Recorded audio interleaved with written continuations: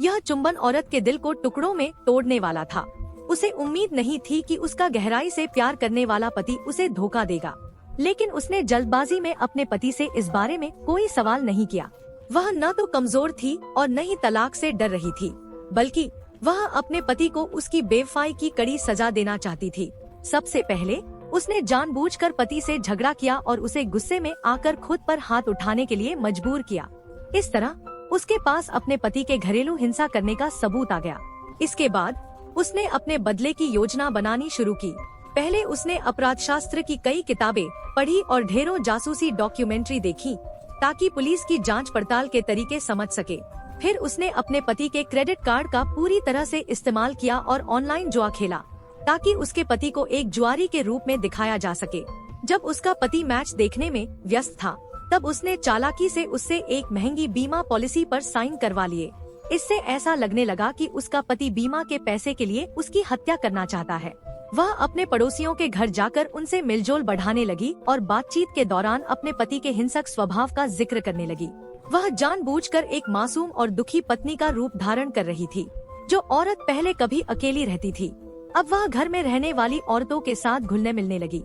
उसने यह झूठ फैलाया कि वह गर्भवती है और अपने बच्चे की परवरिश के टिप्स लेना चाहती है। एक दिन उसने जानबूझकर अपने घर का टॉयलेट जाम कर दिया और एक गर्भवती पड़ोसी को अपने घर बुलाया। फिर उसने उसे खूब सारा नींबू पानी पिलाया ताकि वह वॉशरूम जाने को मजबूर हो जाए। जैसे ही उसकी पड़ोसी टॉयलेट से निकली, उसे पता चला कि वह खराब है। इसी बहाने उसने टॉयलेट में मौजूद गर्भवती महिला की पेशाब का सैंपल चुरा लिया।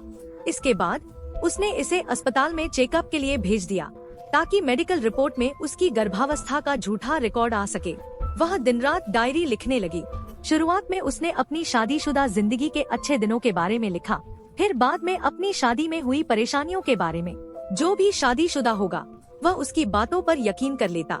एक दिन जब उसका पति घर से बाहर गया, तो उसने खुद ही अपने खून से पूरे घर में खून के धब्बे बना दिए। उसने रसोई की अलमारी पर खून के छींटे डाले और फर्श पर खून फैला दिया। इसके बाद उसने खून से भरे हुए हाथों के निशान छोड़े और फिर सफाई कर दी। उसने एक लकड़ी की छड़ी को खून में डुबोया और उसे आधा जलाकर सबूत के रूप में छोड़ दिया।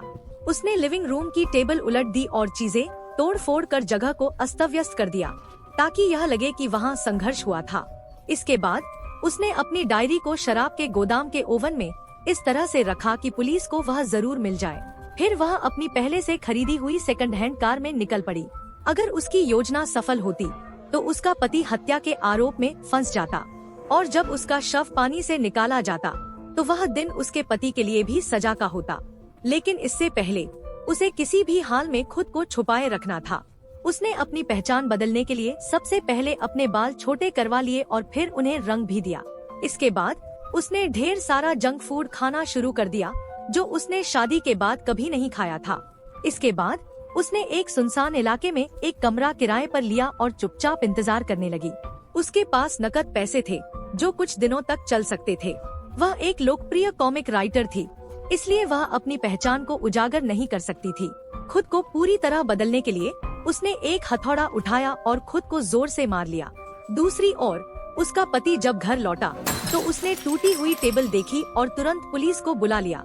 जांच में पुलिस को घर की किचन कैबिनेट पर खून के निशान मिले। पति से पूछताछ शुरू हुई तो पुलिस को पता चला कि उसे अपनी पत्नी के बारे में बहुत कम जानकारी थी। यह भी पता चला कि वह घर, कार और अपनी बहन के बार के खर्चे के लिए अपनी पत्नी पर निर्भर था। इससे साबित हुआ कि वह पत्नी के पैसों पर पलने वाला आदमी था। पत्नी के गायब होने की खबर ने पूरे शहर में हलचल मचा दी। फिर प्रेस कॉन्फ्रेंस के दौरान अचानक एक महिला ने चिल्लाकर कहा कि उसकी पत्नी 6 हफ्ते की गर्भवती थी। इस खबर से हर कोई हैरान रह गया। पति कोई जवाब नहीं दे सका और घबराकर पुलिस कार में भाग गया। इसके बाद पुलिस ने बताया कि घर के फर्श पर खून के धब्बे साफ किए गए थे जो पत्नी के थे। इससे पुलिस को शक हुआ कि पत्नी की हत्या हो चुकी है। पुलिस ने पति के बैंक रिकॉर्ड निकाले जिसमें $110,000 सिर्फ मौजमस्ती में खर्च किए गए थे। साथ ही बीमा राशि को $1.2 मिलियन तक बढ़ाया गया था जिस पर पति के हस्ताक्षर थे। पति ने दावा किया कि यह सब किसी ने फर्जी तरीके से किया है, लेकिन पुलिस को उसकी बात पर शक था। दूसरी ओर पत्नी एक जोड़े से मिली जो उसके दोस्त बन गए। लेकिन जब उन दोनों ने उसकी नकदी देखी तो उन्होंने उसे लूट लिया और भाग गए। अब उसके पास न रहने की जगह थी और न ही पैसा। हारकर उसने अपने पुराने प्रेमी को फोन किया और उससे मदद मांगी। प्रेमी ने उसे अपने आलीशान घर में जगह दी, लेकिन वहाँ हर जगह कैमरे लगे थे। उसका प्रेमी बहुत ज्यादा कंट्रोलिंग था और उसकी हर चीज में दखल देता था। अब वह वहाँ भी फंस गई थी। उधर पति ने अपनी बेगुनाही साबित करने के लिए एक टीवी इंटरव्यू दिया, जिसमें उसने अपनी बेवफाई कबूल की और अपनी पत्नी से माफी मांगी। पत्नी यह सब देख रही थी और अचानक उसका दिल पिघल गया। उसने वापस जाने का फैसला किया, लेकिन इसके लिए उसे एक योजना बनानी थी। उसने प्रेमी पर बलात्कार का आरोप लगाने के लिए खुद को चोट पहुंचाई, फिर उसे मार डाला और घर लौट आई। वह खून से लथपथ थी और सभी लोग उसे देखने के लिए इकट्ठा हो गए। उसने पुलिस को बताया कि उसे प्रेमी ने किडनैप कर लिया था और उसे रोज प्रताड़ित करता था। पुलिस ने मामले को जल्दी खत्म करने के लिए उसकी बातों पर विश्वास कर लिया। अब पति जानता था कि उसकी पत्नी बहुत खतरनाक है। जीने के लिए उसके पास बस एक ही रास्ता था, अपनी पत्नी के साथ उसकी शर्तों पर रहना।